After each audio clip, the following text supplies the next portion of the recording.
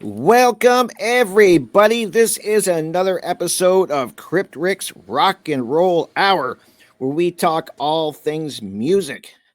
Now, this is a much requested interview that several of you have actually emailed me about ever since I started this show, guys. And trust me, I heard you and I made it happen. That's right. This show, we have my drumming teacher from Drumming for All nonprofit, Carlos, who will be discussing all things drumming with us. One of my favorite topics, as all of you listeners of mine should know by now. So I'm not going to make a big, long speech again here. I just want to get Carlos on here because we only have an hour with him. Welcome, Carlos. I finally got you on my show. Thanks, man. Thanks for having me. I appreciate it. Yeah, we've been talking about this for a while. Absolutely. And I've had so many people talking and asking me through email when we're going to, since I'm doing a music show, they're like, when is he going to be on to talk drumming? And I'm like, I will make it happen. And here we are. I kept my word. And yeah, it's going to be really cool. I'm just like, God, like, I'm happy to have you here because this show has been really fun. And it's just a different type of show. I usually do a couple other shows a week where we get into really serious topics and discussions. And I've always told people, Carlos, that drumming and music is what centers me. I'm so passionate about drumming, as you well know, and especially music. So this is just a great show just for people that want to just kind of pull back for an hour and have a little fun. So yeah, it's going to be a lot of fun. And I wanted my first question, which I got to know is what got you interested in playing drums?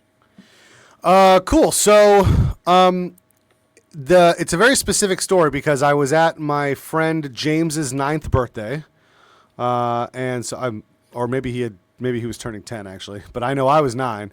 And he had a drum set in his garage, or no, it was in his barn. Sorry. Cause I lived in Canada at the time. So everybody had a barn. And we went, everybody was like, oh, cool. He's got drums. So we went out there and a couple people sat on the kit and played. And then it was my turn. I sat and I played a little bit and he said, oh man, you're actually pretty good. And that was it. That was the end of it. I was like, oh, cool. I'm good at this. I went home, told my parents I wanted to play drums. And then the short version of the next part of the story is that instead of my parents just buying me a drum set flat out, which may have been a good idea or not, doesn't matter. But they didn't do that. The drum instructor at the music shop that we went to said that he didn't want to sell us a drum set. He wanted me to take drum lessons. And if I showed that I was actually interested in drumming after X amount of time, right, that he would then recommend to my parents that I get the drum set. So cool. I said, I mean, is it cool or not? I'm not sure. I think there's like some debate about that. And I can probably point out some pros and cons to that approach, but that was his approach. And so I started taking lessons. I started using syncopation, which is my Bible. That is the Bible. As you know, it is the Bible. And absolutely. And I had a little practice pad and some drumsticks, and my dad built me like a little practice stand. Like they didn't even buy me a snare stand. He just kind of built this little thing. Wow. And I spent a year on that, which is wild because to know myself and my pitfalls, one of which is that I have trouble following through on certain things. Like, for example, I have a fiction novel that I started years ago that I never finished. And it's like, well, I don't know. Are you going to finish it or not? I don't know. Yeah, that'd be awesome. So knowing that about myself, I'm amazed that little 9-year-old me was still playing on this practice pad that, as you know, doesn't make any sound, and reading out of a book for a year. I didn't like the teacher. He was not a nice guy. He used to throw markers at me, and he used to threaten. Yeah, he used to threaten to hit me with a phone book because it wouldn't leave any marks. Oh my God! Yeah, and so I mean, now, yeah, you take all of that, and it really makes me just kind of perplexed at how I was still doing it, and I don't remember feeling some like altruistic like, it's okay because one day I'm going to get my drum set. Like, I do not remember what was running through my head. I just know that I stuck with it. And after a year of playing syncopation on the practice pad, he then recommended that I get the drum set.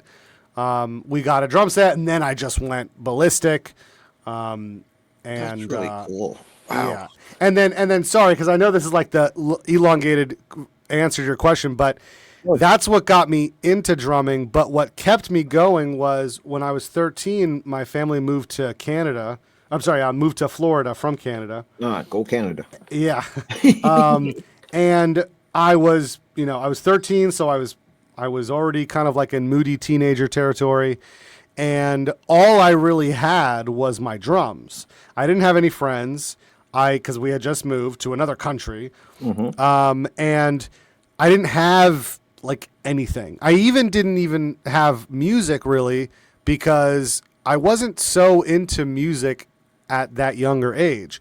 So all I really had was like, I like to play the drums, and this reminds me of who I was, before we left. So I was outside playing drums in my garage, and I got a knock on the garage one day. And it was a kid who was like roughly my age, and he played guitar, and he was like, "Hey, do you want to jam?" And that was the true beginning. That was like the real genesis. Because up until then, I was just like banging around on the drums, making noise. But at that moment, it was like, oh, now I'm a drummer because he's a guitar player, and now we're, sort of like in a band. Yeah. So that's very cool. That was the beginning of the end. Yeah, that's very cool. And I was gonna add, and that was like I was gonna say, like, when did you start drumming? But you already answered it. 9 years old is when you started. I wish I would have started at 9. I definitely started late in the game with a lot of, and people know with my limitations, but I'm making it work, and I love the aspect of that. That I like to inspire people to show them that you may have limitations, but you can work around them, and so that's a great story. And so that's kind of interesting. So what? You weren't big into music up at that point, but then when you started getting into music and drumming, what music was influencing you back then? Was it rock, metal, jazz? Who knows? Okay, so everything up until I started listening to, I'm gonna say Linkin Park. If I had to pick a band, I would say it's Linkin Park, and it was that original album, Hybrid Theory, which I'm just going to real quick while we're talking here. I'm going to look up when that album came out because I wouldn't mind having that committed to memory, and it is a big part of my story. So everything up until Linkin Park, around me being 13 or 14, it was just whatever was on the radio. So it was like Red Hot Chili Peppers and like 90s stuff, it was 90s stuff. It was Nirvana and everything. And Nirvana rocks, but to me Nirvana reminds me of just like the stuff that was on the radio. That wasn't the music that I like longed for or wanted to listen to. It was just that's what was on the radio. And this is back when there were no CDs. I didn't have a cassette player. So there wasn't like, there's no such thing as me as a 11-year-old going and pressing play on a Red Hot Chili Peppers album. I didn't own a Red Hot Chili Peppers album. There was only the radio. So besides that, my dad is a huge music guy.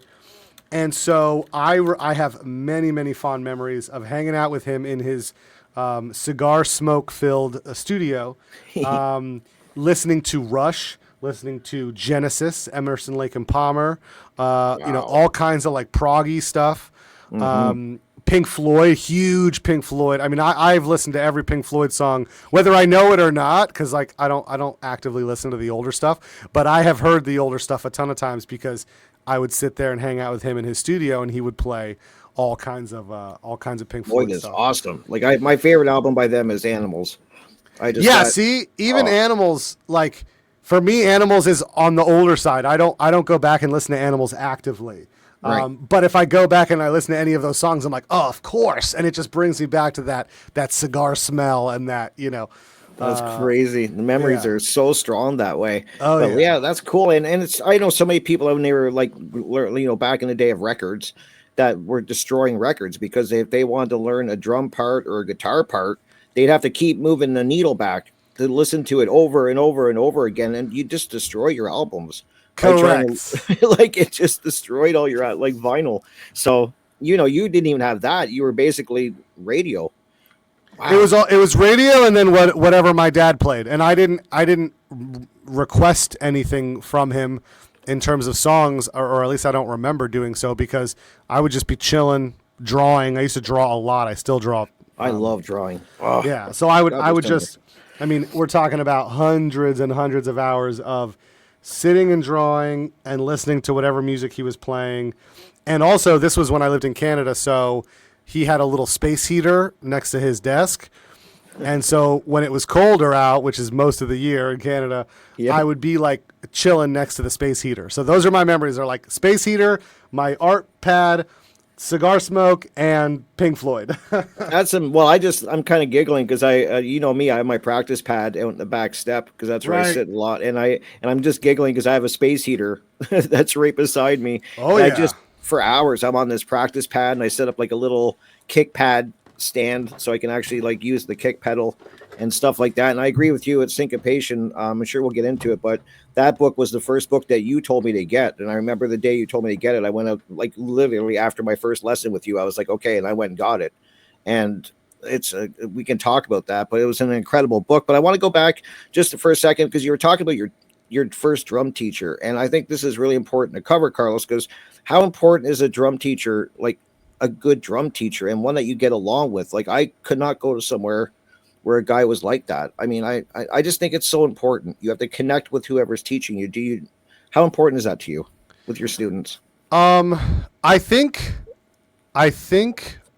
one of the reasons why my students or the parents of my students often tell me, thank you so much, or anything along those lines, or express to me that how much their kid is enjoying the lessons, etc., is because I'm trying to be a good person and a good friend and a good steward, I believe is the term, to the student, as much, if not more than, quote unquote, teaching them drums, especially with the kids. Like with adults, I don't have whether it's you or I have an adult student who, lives in New York, makes good money.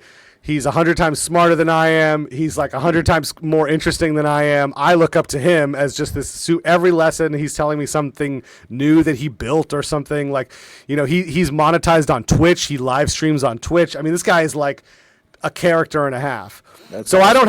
I don't have to steward him through the journey of life. But with the kids, that is more important than anything. Because a kid will start a lesson, and you can tell that they're kind of off.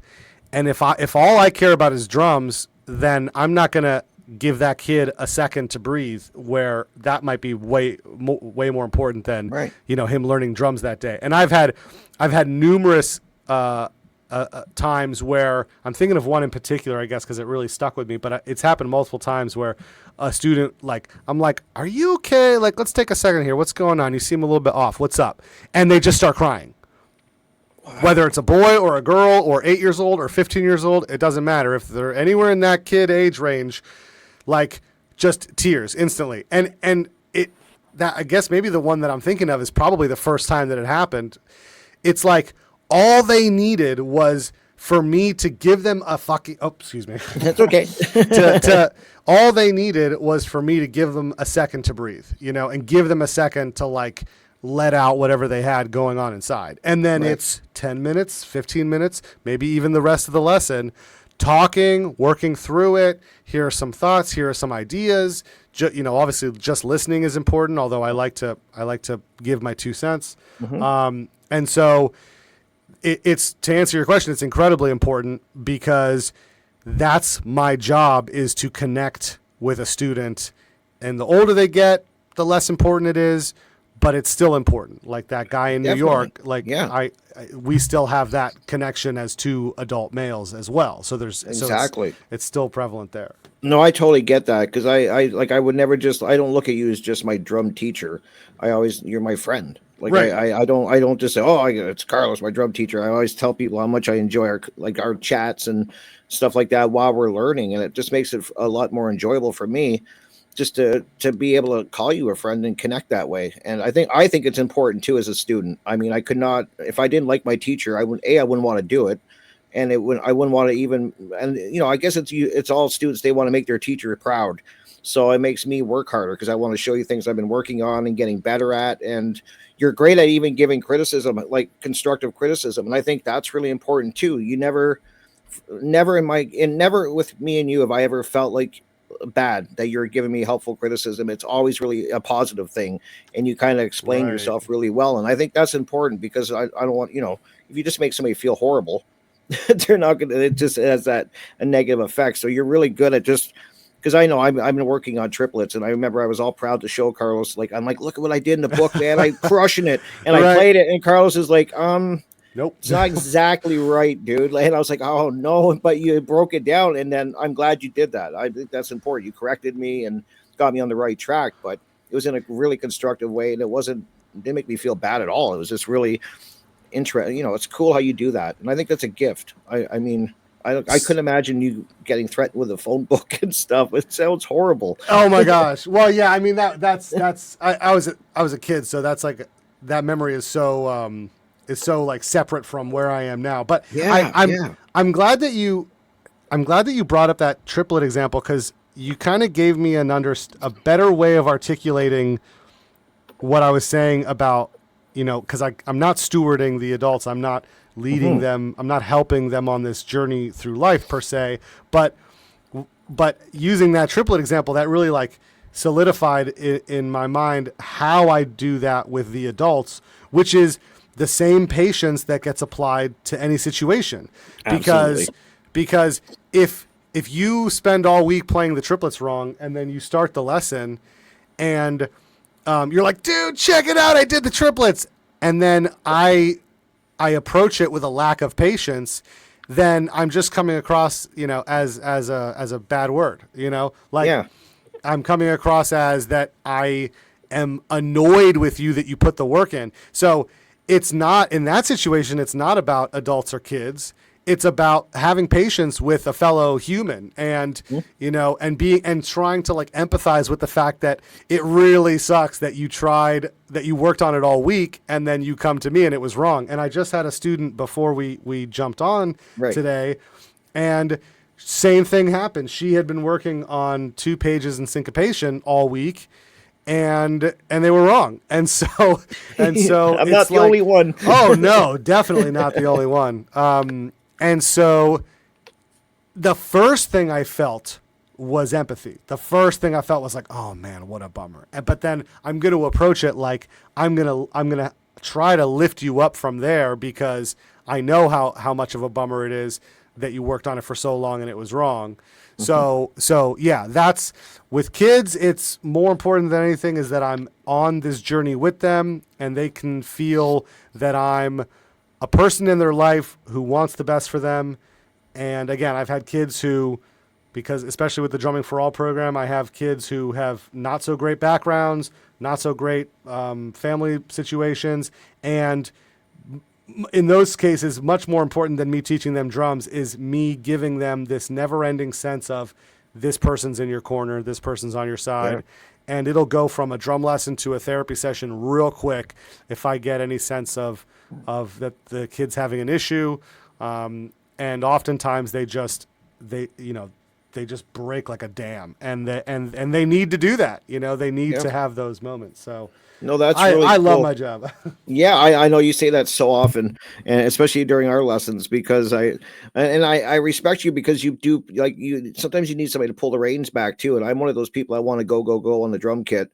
And sometimes you're like, you'll pull me back gently and say like, okay, let's go back a few pages in the book, which we did when I got into the triplet section. You're like, okay, like we got to go back a couple pages, and it was awesome. I'm glad you did it that way, because I'm one of those, I don't know, I just want to go.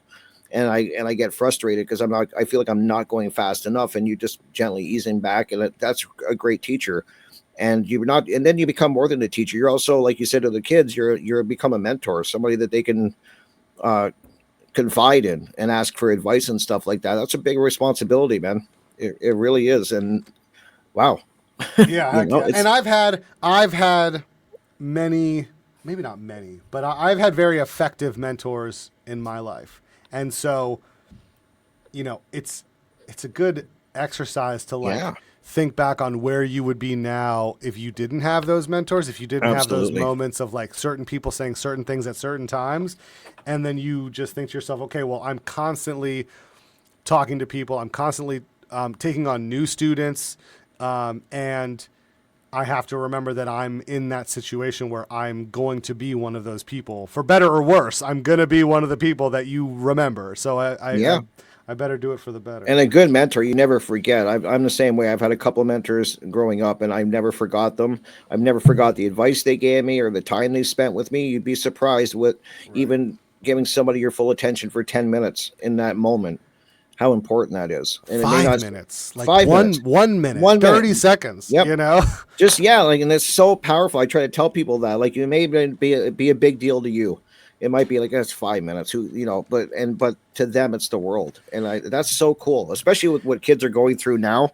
I mean, I can't imagine what it was like growing up. We didn't have internet when I was growing up. I can't even imagine what they're going through now. So this is so positive, man. I love it. That's why I love your teaching and what you're doing. And now we were talking about syncopation. This is the book that I call lovingly the Bible.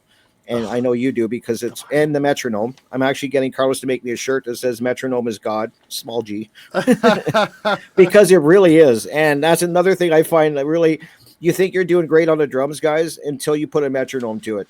And then it shows your where you're at very, very quickly. And it's honest.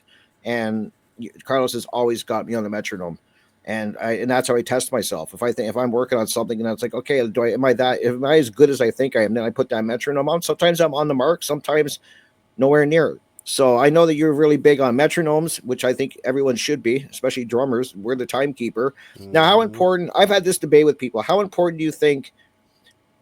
I want your thoughts on this. Book work, so like syncopation and other books, or just playing along to music and learning it that way? Is there a spot for both, or should they be combined? I just want your thoughts on that topic. So it really depends on the student, especially with the way I approach teaching, which so far, as I've described it, has nothing to do with drums, right? So thus far, my description of how I teach is like about the person that I'm talking to. And so that plays into it as well. So it really depends on the student. If I have a student who approaches me and says, I want to learn this song, yep, I'm not going to go, good for you, pal, open up syncopation page 10. Like that doesn't make any sense. The person approached me and said they want to learn that song. My job is to try to teach them that song while also teaching them the other important things that they're going to need to learn. Right. I've had students who say that. I have a student in the UK, so he's 5 hours ahead, who he just wants to learn songs. I'll pull up a list of some of the songs that he's learned. He's probably the one doing the Tool stuff, right? No, that's another student. I had him today, actually. Oh my God, he's like crazy what he's learning. He's learning 46 and 2, which is just absolutely insane. Okay, so here's some songs that my UK student has learned. Symphony of Destruction, The Animal by Disturbed, I'm Broken by Pantera, Cowboys from Hell. We are just wrapping that up now. I had him yesterday, and we're basically just wrapping that song up now. Wow, all of the music I love. Stricken by Disturbed. Wow. Cemetery Gates. And we're going to start working on a Breaking Benjamin song next. So we have done book work, we have done exercises, and we have done metronome stuff, but it is 95% song work because that's what he wants to do. So I have to teach him the other stuff I know he needs to know. I have to interweave it as to, commit to what he wants while also, making sure I do my job as a drum teacher. So it really depends. Again, I like the sound of my own voice, so you're going to get a lot of long answers from me. But it really depends on the student, because on the flip side, I've had students where they don't want to learn songs because I tend to feel like it's because they're afraid of it for one reason or another, but sometimes they don't want to learn songs. They just want to work in the book, and they kill it in the book, and they're crushing it, and they're working on it with a metronome, or they're getting faster and better and flipping through. Most of my students don't see the majority of syncopation. they see the beginning 20 pages and they see the last maybe like 6 pages or 8 pages.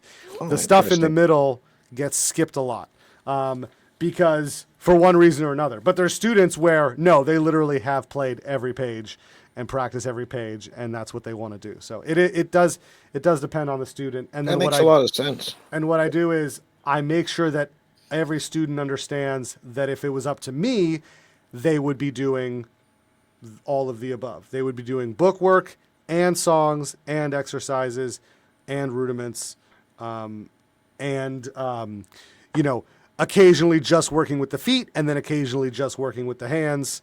Yeah, yeah. And if it was up to me, I would do all those things, and then I kind of go from there. That's a good balance, and that's what I find with my playing too. Was I was getting very book heavy, and because it's easier. I'm out in I'm outside a lot because I like being outside. So I'm out there and I got my practice pad, and it's convenient. I'm sitting there already, so I can bang away and do my book work. But then you start lacking in the other things, so you're not playing along. And I started playing drums because I wanted to play the songs. So, Right. but I also think it's really important to learn book work and know how to read sheet music, drum sheet music at least, because I mean, I still, you have to know what quarter notes are, eighth notes are, 16th notes are. You have to know their values and how they sound when you play them, especially a triplet. Like you said, a lot of people play it too quick, which I did. Right. And I think this is important. To me, it would be such a struggle. I guess listening to music. I guess that's a gift. I don't know if I could ever listen to like really complicated drum music and just figure it out and just know what a triplet is. And I don't know. I mean, I guess everyone's different when it comes to this, but I like a balance, like you said. I like trying to balance it. Do like one day of book work, one day of playing, having fun, and others. So it's a balance, and I guess it's so very specific to your student, which is good that you hone in on that and go where they want to go. Yeah, my students lead the way. That's amazing. Or they tell me where they want to go, and I pick the route. Yeah. Yeah, no, that's a great way to look at it. So, no, this is awesome. I'm really enjoying this because I mean, I just hope people are. I keep telling people like it's never too late to start. You're never too old. Even if you have limitations, as I was saying at the beginning, Carlos, like you can work around this. And so I always tell people like if you want to drum, it's never too late to start. And I'm an example of that. I love it, and I love drumming so much. I wish I did find it when I was 9, like you did, because I definitely. Oh, it would have changed. It would have been amazing to have all that experience by now. But I'm learning so much from you, and it's incredible. Like you're a really gifted teacher. I think. Cool, you just the way you break things down, and you're very patient, especially with me, because I have my moments where it's to me it's tough. Some of this stuff is not easy. It sounds easy, but when you start playing it, for me, there's like some of it's tricky. Takes work to get at, and I think that's really cool that you're patient with it. Now, I wanted to ask you because about drumming for all, because I talk about so much on my shows and I promote it as much as I can. And I tell people to go check out your YouTube channel, Drumming for All Nonprofit. Come say hi, say Crypt Rick sent you. And so, what I'm really curious, where did the idea for Drumming for All come from, and when did it start? Like when did it begin? Like I'm really curious of the backstory for Drumming for All and why you thought there was a need for what you're doing. Like there must have been a reason. Sure. So it's really simple. In 2020, COVID came crashing down on all of us. Mm-hmm. And because I didn't have a good relationship with the owner of the School of Rock that I worked at the time. So at the time I was working part-time as a drum teacher at School of Rock, and then I was working part-time as a teacher on my own with kids in the area. And I didn't have a good relationship with the boss. So when COVID hit and we closed our doors and moved everything online, they just quickly consolidated and pushed me out and gave all my students to one of the other teachers. So they kind of like used it as an opportunity to squeeze me out. And right. I won't tangent too far, but I do want to say that the reason why they squeezed me out was because when I first started working there years before, I was allowed to teach whatever I wanted and however I wanted. And so it was cool because even though I've got a boss that's telling me what my schedule is, they don't walk into the room and tell me how to teach my students. But then what happened was they started having to follow School of Rock guidelines. And at a certain point, not only were they telling me what books that they needed me to use, but they were also starting to tell me that I was not allowed to use any other books. And as we know, if syncopation is the Bible, you're not gonna come up to somebody like me and tell me I can't teach my kids the Bible. Right, yeah. So and they were pretty frustrated with that. And so then, like I said, they for them it was perfect. It was a perfect excuse to just squeeze me out, give my students to another teacher, and move on. They never even officially fired me. Like, I never had that conversation with them. It just sort of was, I never got a call. Yeah, ever wow. again. So I lost that job right away. I used to do group lessons. I used to do events. All that stuff stopped. And a few of my students that I had that I switched online couldn't continue because, their parents lost their jobs or whatever happened. Right, money became tight for everybody. And so I just suddenly found myself like really tight. And I said, okay, let me jump online. Let me start looking for students online. And it worked because, like I said, I have a student in the UK. I've had students. Currently I have a student in Texas, Oregon, California, the UK. I had a student in Australia once. That's awesome. I've had students, Canada. There you go. Boom. Canada. I've had students in the Philippines, which is a 12-hour difference. So that one's like, if it's 8 a.m. for me, it's 8 p.m. for them. Oh yeah, those time zones are rough. Yeah, I've become like a bit of a time zone expert because of it. So Me cool, too. because problem solved. Like, I was able to teach online and move students online and find income. But what I found more of than anything else was a whole bunch of people who would take me up on my first lesson is free offer. Because it's like, you're not going to pay somebody online if you don't know them. It just made more sense to me always to say, like, first lesson's free, jump on Zoom with me, let's hang out. I'll show you I'm a real person. You're going to want to take lessons with me. You can pay next time. So a lot of people would take me up on that first lesson's free. And by the end of the lesson, they would admit, oh my gosh, that was so great. I'm so sorry. Like, I can't afford lessons. I don't have the money for it. I really just wanted the one lesson. Thank you so much. And I got a lot of that. And then what happened was I said, okay, maybe I'm not in the best financial situation to be doing this, but my heart breaks for these people who really, really, really would be willing to put the time and energy into learning this instrument. They want to have a teacher, but they can't afford it. What do I do about that? And so boom, Drumming for All was born. And it was kind of cool because when you're coming up with a name for a business or a name for a band, sometimes it's really difficult. And it took 2 milliseconds for the name Drumming for All. It's just so obvious. It's so perfect. Like, you can't beat that. Right. Like, I literally was like, just something where it's like drumming for everybody, drumming for all. Done. There you go. Done. Done. Perfect. And then I spent weeks after that, like, trying to beat it, and you can't beat it. So that was part of it too, of like, not only is it a really, heartfelt idea. It's not a financially sound idea starting a nonprofit, I'll tell you that, but it's a genuine idea. It's an honest idea. And then I was like, and man, that name is so good. It's definitely a good name, and I love the aspect too, because you're right. I took you up on that free lesson. That's how we met. I got in contact with you, and you're so willing to work on. That's the aspect that I love too. And you're right. It's a financially, it's not probably the soundest thing, but you're doing it for the love of it, which I try to tell people. And you're just like, okay, well, donate what you can every month. Like, let's do it that way. Right. And I'm just like, wow, that is so cool. And it's because you have this love for drumming. And I remember you've told me that in past lessons. Like, you're just like, I don't think somebody should not be able to take lessons if they can't afford it. If they have the passion and they really want to learn, you want to teach. Especially kids. I mean, obviously adults deserve it too. And I don't think that there is a distinction between them, because I've had lessons with, there's actually one guy who he hasn't called me back. I'm hoping nothing bad happened, but that guy was in a tough situation. I mean, we're talking like he was getting life was beating him down from every possible angle, and still he wanted to take lessons, and still we'd sit down to play drums, and he would have a huge smile on his face, even though at the beginning of the lesson he would be, he would be depressed. So not to pretend like it's not the same for adults, but kids are innocent. They're like little bundles of potential and innocence, and how could you possibly not want them to have every opportunity to be put in a situation where they're going to learn and grow? Like,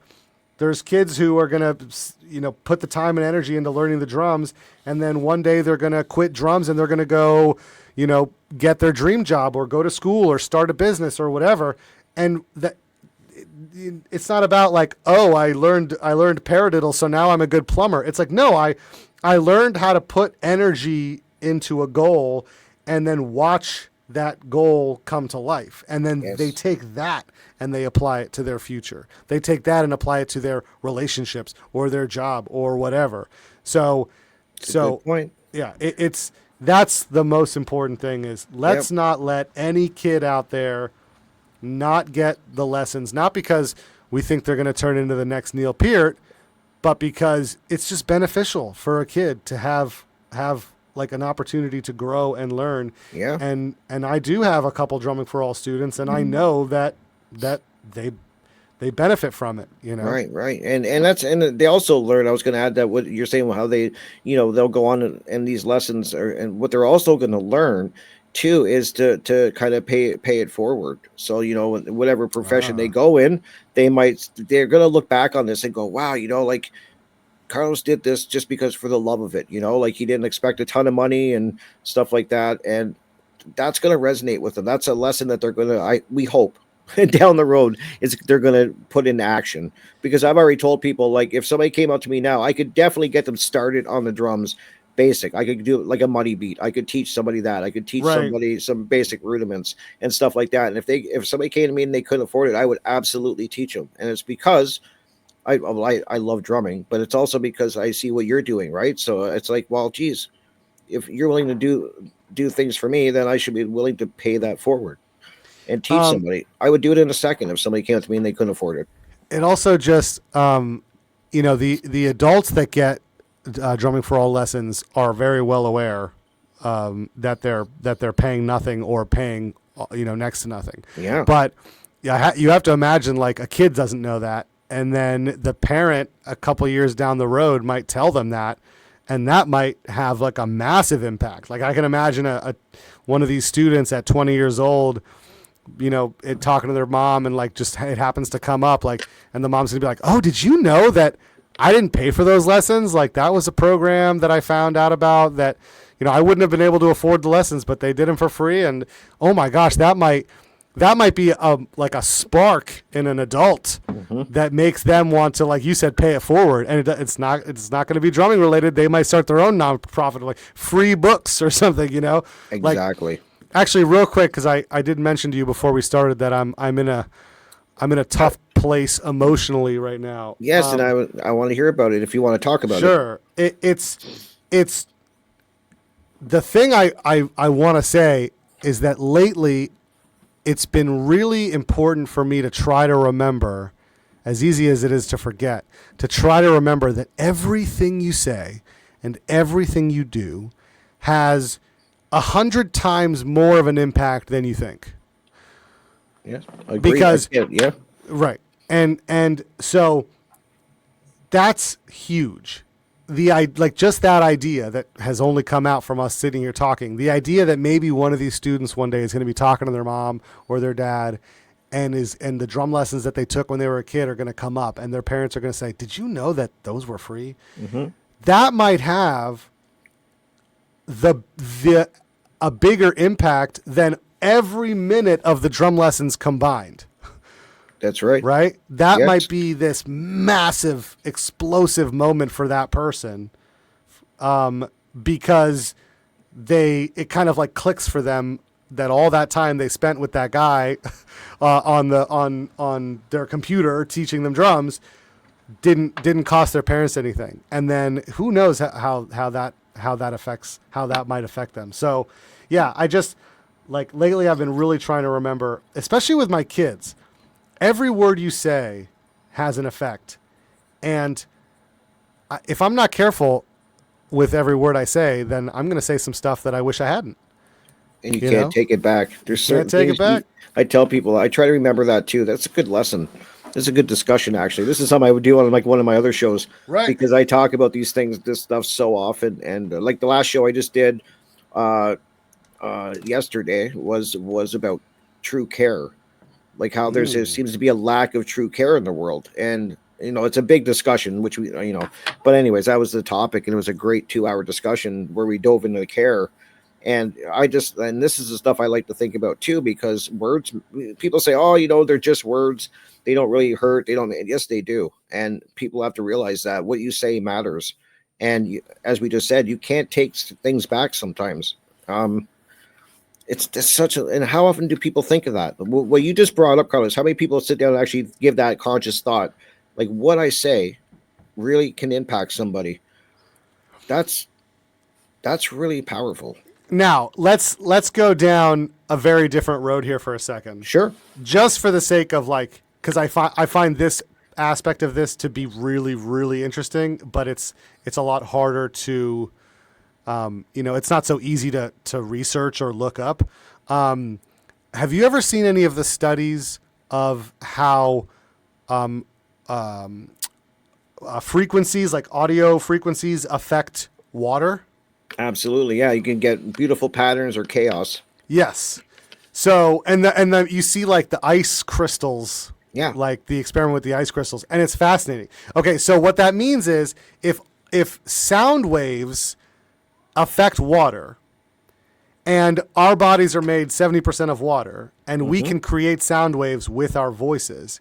It's not just your words matter in a psychological sense, where, if I were to curse at my kid, that's going to have an emotional impact on them. Nah, forget about that, because that's obviously one layer, but there's a way deeper layer, which is the very sound, the sounds themselves. Forget about the meaning of the words, but the frequency itself is actually affecting the person's body on a molecular level. So that's wild. That it is. I love these discussions, and you're right. It's not just what you're saying, but frequency. I talk a lot about frequency too. This has been coming up. So this is weird how it's coming up during an interview about drumming. Anyways, because frequency has been coming up so much in my shows with my guest. This is a topic that just keeps coming up unintentionally, like it just did. Frequencies and how it impacts. And it's really and about music too. Like it usually stems. I think it triggers it when we start talking about music, and the frequencies of music and how it affects you. Because music can inspire. Like it can elevate you so high, and then it can, in a millisecond, it can bring you right down to your lowest. Like it's so powerful, those frequencies in song. But to look at it through speaking is another whole thing. And like you said, it doesn't just affect you psychologically, it's at a molecular level. That is really powerful and interesting, like to think of it that way. And wow, yeah, you're right. It is directly related to what we're talking about, because not only are we talking about drums, we're talking about music and people and that, that's. And I would also say intention is powerful. Like you could say, like your attention behind the words has to come into effect with all of this. Wow. Man, you just broke my brain on something. You just connected two huge dots in my mind. Which intention. I have to share now. I have to share. Okay. Do you know Carl Jung? Yes. So I will eventually get my hands on any of his books. But from the study that I've done, he talks about the shadow self, and that's the thing I've been trying to understand. Before spending money I don't have on one of his books, is what not just what is the shadow self, but how do you start to connect with it? And I know myself, and I know my pitfalls, and I know my issues, and sometimes it's actually. It's been a bigger and bigger issue lately, because lately I've been less and less interested in hearing my own BS excuses for my problems because I know where they're coming from. You know, it's like hearing your kid tell you like their excuse for why they didn't do their homework, but you know that there's no such thing as excuses, right? There's do or do not. There is no try. So says Yoda. So the word intention really clicked for me because I don't, yes, I want to buy his books and yes, I want to read them and try to like really like absorb the information on another level. But at the end of the day, it's not that complicated. It's who you are, who you wish you were, and your intention with every word and every action. That's right. That is the connection to the shadow self, or that is like the beginnings of the relationship with that darker, that other half of you that we try to like ignore. Because I might say something and it might sound positive, but I know that there's negativity behind it. That's right. And so what type of vibration is that?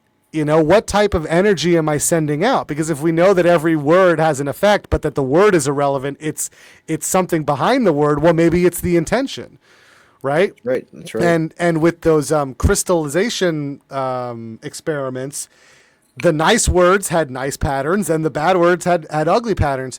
And there's another experiment too. Maybe you know about this one with the flowers. Oh yes, yeah, that's a good one. Oh, that is mind blowing. So I'll just for the listeners, I'll just kind of reiterate it. But they probably, if they're as smart as you, they already know. The experiment was a person would, I think, walk into their house every day from work or whatever, and they would. There'd be one plant in the front by the house, but two plants getting equal light in different parts of the house, but equal light, same water, same everything. But the first plant, they would water it and they would say really nice things to it and express their love for it. And then the next plant, they would water it, but they would like curse at it and tell it that it was ugly and tell it that it was, a lesser being. And the one plant in the front was flourishing and the other plant eventually died. Isn't that crazy? So, and certainly we can assume that plants don't speak any particular language. So it really comes down to that intention. Yep. And nobody will know your intention behind your words better than you. It's 100%.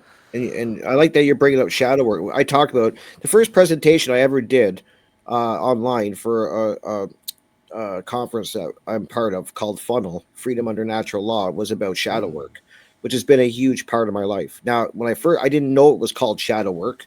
That's what we call it. I called it confronting my demons, which is the same thing you're describing. You get to know yourself.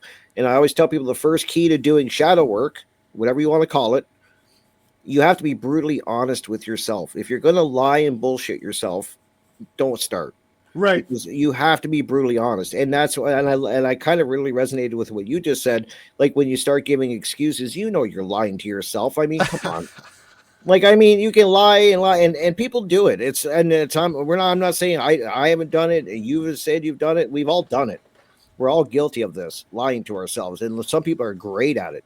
And that's the shadow work. You have to do the work and get to know who you truly are. And then it gets even deeper. Then you got to get into past traumas, whether they're big traumas or little traumas. Like even you with that drum teacher threatening you with a phone book, it seems we giggle at it right now, but go back to when you were 9. I mean, there might be a little trauma there that you're not even really picking up on. And I'm not saying you are. I'm just saying it's an example. It's a great example to go back and examine these things because we all carry traumas. All of us. None of us are trauma free. And you're either, and I always tell people, you're either aware of your traumas and you're dealing with them and you're acknowledging them, or you're burying them and you're ignoring them, and they're there. You may not be conscious of them at all times, but they're playing like a subliminal message in your mind and affecting every aspect of your life without you even realizing it. Like, it's so important. This is the part I say people are lacking in most. They can tell you everything wrong with the world, what's going wrong in the world, who's doing bad things, but they don't know who they are. They don't ever take that finger, that accusation finger that they're pointing outward with, and put it inward. The first thing I thought of when you said that they, people can tell you everything that's wrong with the world, but they can't tell you what's wrong with themselves. It reminded me of Jordan Peterson, who so many people love to hate. Has he said that? I just I don't listen to him a lot, so if he said that, I must be on the right path. Well, what it reminded me of was one of his rules in his book, The 12 Rules for Life, is keep your room clean. Absolutely. And that is a direct reflection of that idea that it's really, really easy to look at all the world's problems and sit back with your feet up while you talk about how you would solve all those problems. But then if you, not only metaphorically, but literally, if your room is a mess, then your life is a mess. So good luck cleaning up the world's problems when you can't even keep your room clean. It starts internally. Right. It goes back to that, Carl Jung stuff. It starts internally. It starts with the relationship you have with yourself. And then that builds out from there, because if you can start creating a good relationship with yourself, it's going to be easier to create good relationships with people in your life. It's even going to be easier for you to eliminate people out of your life who are just straight up bad for you, right? And it happens. People fall away. People fall away, and you're nailing it. See, it's simple when you break it down that way, but it's so true. And that's something that I had to work on. And the things I have to work, I know my shortcomings too. My bad thing for a long time was not responding back to people in a timely fashion. And it was never intentional. It was never I'm not answering them. It was just, I just forgot. I was just okay. And then I realized that really upsets people. At least acknowledge them. Even if you're busy, say, listen, I'm busy. I can't talk right now, or whatever it is. Just, acknowledge them. So that's something I have to I work on. And I'm getting a lot better at. And another thing that people have to work on, I think, is keeping your word. So if you say you're going to be somewhere at a certain time, you be there, right? And you do it. You follow through with what you promised. And that's something that I think a lot of people have to work on too. I even had to do that because you get into a rut where you start making excuses for little things, and it starts landsliding into bigger things. And next thing you know, you're making excuses for everything. So accountability is a big one for me too that I work on. And it's a never ending. It's a constant work. I always tell people working on yourself isn't a weekend thing and you're done. Oh, I did it, I'm good. No, I'm always checking myself because it's easy to fall back into bad habits. It's just how we are, Well, and that's my biggest struggle is the consistency of it. Right. So for example, right now in this moment, I feel very excited about the idea that from here for the rest of my life, I'm going to know that the intention behind my words is more important than the words themselves. Mm-hmm. But then what happens, and this just happened to me 2 days ago on Sunday, I had a really strong day and felt the same way that I feel now, which is that I did it. I've arrived at the place I wanted to be at. Every day from here henceforth, I'm going to remember that, intention is more important than the words I use. Mm-hmm. And then just the same way as, on Sunday I had this amazing day and I felt like I was fine and I was going to be able to take those things forward. I woke up Monday morning and I didn't feel the same. I didn't have everybody knows what passion feels like and what inspiration feels like. And I woke up Monday morning and it was gone. And what a depressing feeling. So in this moment now, especially because of the last couple weeks and months that I've had, I'm just more worried than anything. I'm scared of the idea that the feeling that I have now, this feeling of okay, you're there, you're in that euphoric kind of state, mm-hmm. is just going to disappear again. And that's terrifying because that goes back to my biggest issue, which is consistency. And I don't want to forget these things that I've learned. I don't want to forget. That's right. And that's why they call it work, shadow work. Right. It's work. It is, man. And I don't think you're ever going to keep that feeling.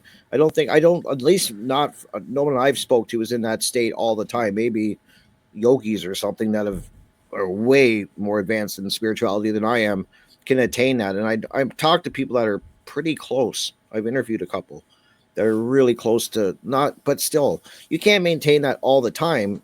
Right. But you're aware of it, and that's what you work towards. And I mean, for me, and for me, I always try to find things and do things that really bring happiness to me.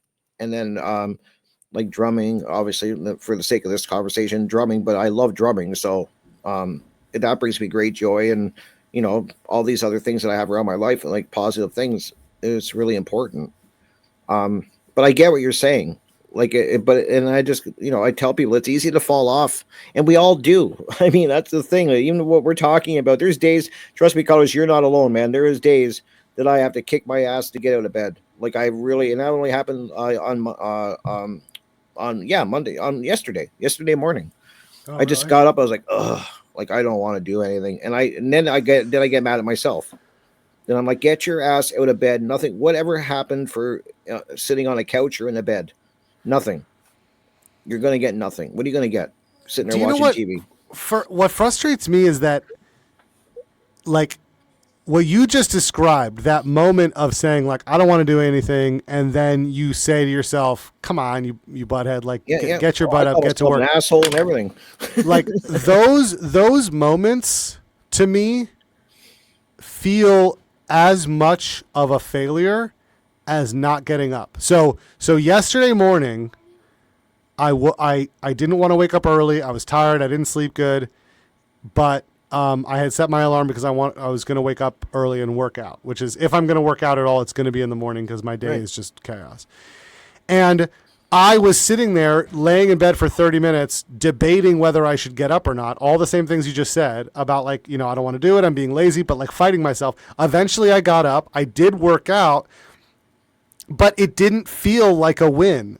Because I had that debate in my head, because I had that internal struggle, it felt like what I carried forward into the next day was feeling like it didn't count that I worked out. Does that make sense? Oh, it makes total sense. But I would say you did win. Absolutely. And this is how I would look at it. Okay, you didn't feel like you won because you sat there and argued with yourself for 30 minutes, but you did because you got up. You got up and you worked out. You followed through with what you wanted to do. Did you Everybody needs a pep talk, brother. Everybody. Yeah, Like everybody needs it. And I'm just everybody not there yet. Yeah, It's neither am I. it feels like a loss. It feels like as big of a loss. You know why? Because when we listen to Joe Rogan, or we listen to like anybody, any of these influencers who are on top of their game, they're tough, they're strong, they're smart, they've got all the spinning plates that they have up are all under control. Like they very often describe how quickly those moments happen for them. Like it'll just be a second. Like Rogan will say, like, I was going to work out, and then I thought to myself, like, oh, come on, I don't want to work out. And then it's almost like he snaps out of it right away. Whereas I was rolling around for 30 minutes. So that has to be a part of it, of like, if you keep grinding and you keep pushing and you keep growing, eventually that 30 minutes will turn into 30 seconds, and then maybe it won't feel like such a loss. But that's not where I'm at. That's not where I'm at right now. Well, I don't even know if you'll ever get there. I mean, Joe Rogan says that, okay, and I can go on and say anything I want. But in reality, is that what he's really? Is it taking that quick? In reality, I don't know. Maybe it is Sure. with him. That's I a don't good know. point. He That's could a just, good point. yeah, he could just be blowing smoke up people's ass. But I talk to people. I've talked to people that are super athletic, work out every day. Even they struggle at times. And then I would also say too, like it's not bad if you need a break either. Like if you didn't sleep good the night before, you're raising children, like you're married, like you got a lot of things going on. You're teaching drums. I mean, okay, so in my opinion, and this could be a good debate too. Like if you need the rest, do you take the rest and then say, okay, I'm not going to get up and work out. I need the rest, or do you force through it and go do it? That's a debate too. I would say if you need the rest, you got to listen to your body, right? Like I mean, So it's back to that concept of intention, which, like, I'm gonna have yeah. to just tattoo that word to my hand so I don't forget. Because I've had moments, specifically like on the subject of exercise, I've had moments where I want to work out, and either I'm sick, or I actually am tired, Right. And the feeling of choosing not to work out for a legitimate reason is like it's a pure feeling, and I can tell the Oh difference. yeah.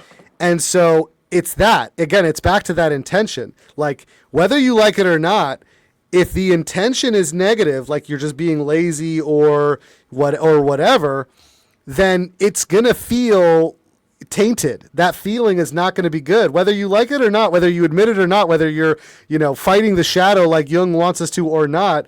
You're like internally, you're going to know that you had the wrong intention and that it wasn't that you were sick and it's a very smart decision not to work out to give your body a rest, but that actually you're just being lazy, There you And go. so again, it just goes back to that intention. Man, I've got Absolutely. I'm gonna look. I got a pen right here. I'm not even exaggerating. But I'm no, gonna you're write. making a great point, and I hope people are listening to this. Like this is a great like this is just a great show, um you're so right too, because like I try to drum for at least 30 minutes a day. Now there has been days because of my condition where I am so sore I can't, whether the weather's changed rapidly or I did too much the day before and I'm in agony, and I don't drum that day and I don't feel bad about it. Why? Correct. Because I am in pain. It's like I can't do it. Like I physically cannot do this right now. Now, if I had the odd day where I make excuses and I don't drum for 30 minutes, I have done that too. And there's an extremely different feeling because you know when you're lying to yourself. Right. Like it's like, oh, I don't too sore to do it today. No, you just want to be lazy and stuff. It's really fascinating when you start um holding yourself accountable and being really aware of when you're lying to yourself and then being brutally honest about when you are and calling your own bullshit out. That's the toughest thing that people I think have trouble with is calling out your own bullshit.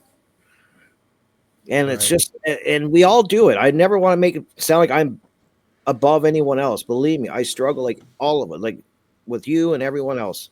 I think we all deal with these things, but I think what is important is intention, as we just brought up. And I think when you're aware of it and you're trying to deal with it, you're trying to make those changes that aren't going to happen overnight. I don't think. I think it's work.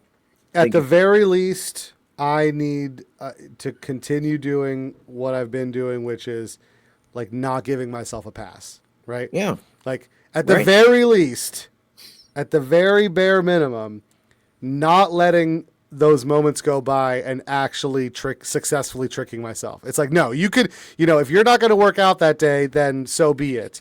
But you're going to walk away from that day knowing that 100% of the reason why you didn't work out was because you were being lazy Yeah, and you were just, trying to skirt around your responsibilities. At the very least, from, especially like these last few weeks of mine, it's like at the very least, you're not going to give yourself a pass on those things. And that's going to be a huge step towards you eventually winning more times than you lose, agreed. right? Like No, working out absolutely. more times than I don't, making sure I don't drink more times than I do, Yeah, making sure that I eat the healthier thing more times than I eat the unhealthier thing, like that's right. because it's a balance, and as long as you're winning in the long term on that balance game, you're at least on the right track. You definitely are. Yeah, just having this conversation shows you're on the right track.